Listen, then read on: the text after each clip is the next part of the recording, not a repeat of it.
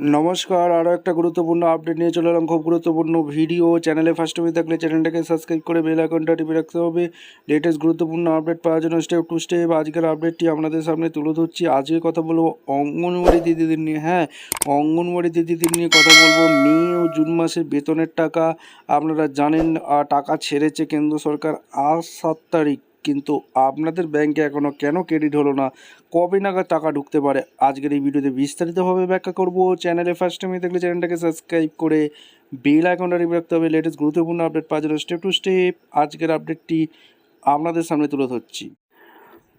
আজ 7 তারিখ, মে আর জুন মাসে পেরিয়ে জুলাই মাস চলে এলো, তাও কেন পশ্চিমবঙ্গের লক্ষ লক্ষ অঙ্গনওয়াড়ি কর্মী সহায়িকাদের অ্যাকাউন্টে বেতনের টাকা ঢুকলো না? যেখানে কেন্দ্র সরকার ইতিমধ্যেই 2 মাসের টাকা ছেড়ে দিয়েছে, যেখানে রাজ্য সরকারের স্তরে কেন আটকে রয়েছে এই টাকা, কবে মিটবে এই চরম হয়রানি? আমরা সবাই জানি অঙ্গনওয়াড়ি বা আইসিডিএস কর্মীদের বেতনের একটা বড় অংশ আসে কেন্দ্র সরকারের তহবিল থেকে।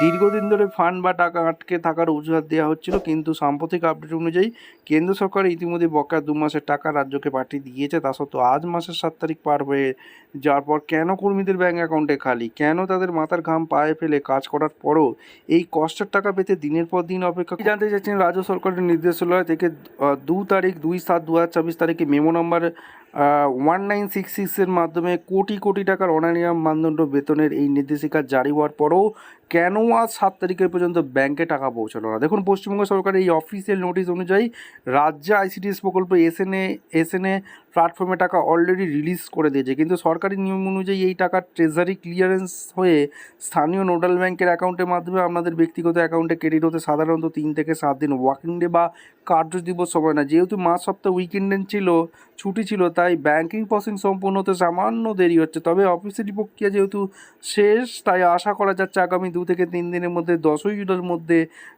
জুলাইয়ের মধ্যে আপনারা আপনাদের ব্যাংকের অ্যাকাউন্টে মে ও জুন মাসের বকেয়া বেতনের মেসেজ পেতে শুরু করবেন।